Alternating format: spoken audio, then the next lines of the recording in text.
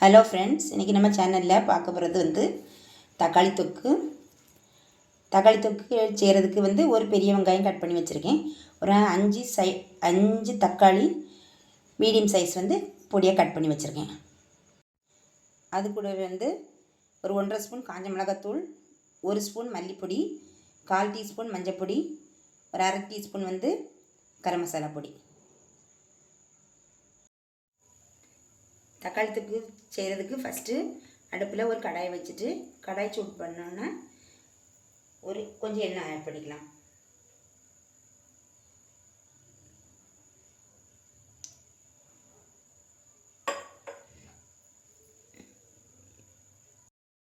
இப்போ எண்ணெய் காஞ்சிடுச்சு, அதில் கடுகு ஆட் பண்ணிக்குவோம்.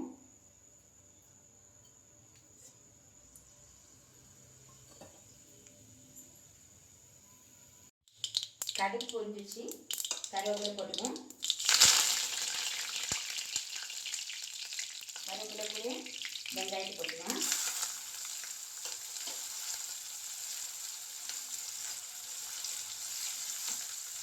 வெங்காயம் கொஞ்சம் கலந்துட்டு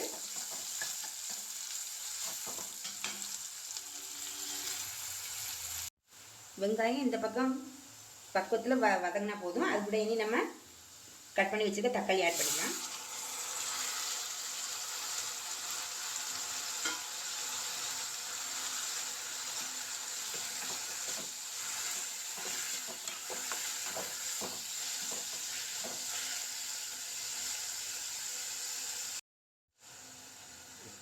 தக்காளி கூட கொஞ்சம் மஞ்சள் பொடி,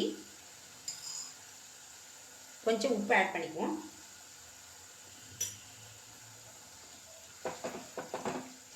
தக்காளி கொஞ்சம் நல்லா வதங்கணும்.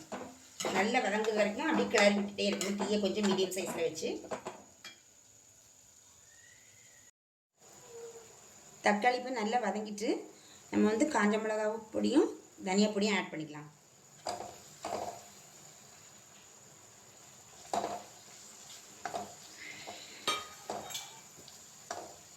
இது கொஞ்சம் எண்ணெயில் வதங்கட்டு, மிளகு பச்சை வாசனை போகட்டு.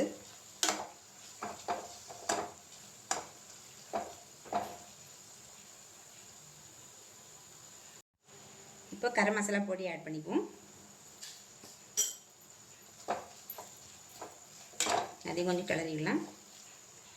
அது கூட கொஞ்சம் தண்ணி ஆட் பண்ணிக்குவோம்.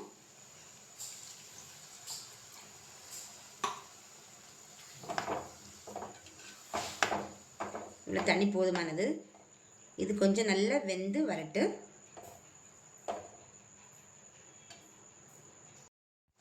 தேவையான உப்பு ஆட் பண்ணிக்குவோம். தக்காளி தொக்கு இப்போ ரெடி ஆகிடுச்சு. இது தண்ணி எல்லாம் கரெக்டாக இருக்குது. உப்பு உரைப்பும் நல்லா கரெக்டாக இருக்குது. நம்ம கொஞ்சம் கொத்தமல்லி கீரை போட்டு இறக்கலாம்.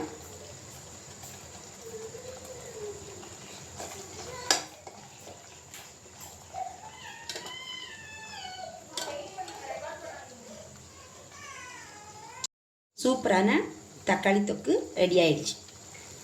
நீங்களும் இதே மாதிரி செய்து பாருங்கள். சப்ஸ்கிரைப் பண்ணுங்கள். செய்து பார்த்துட்டு எப்படி இருந்ததுன்னு கமெண்ட்டில் சொல்லுங்கள்.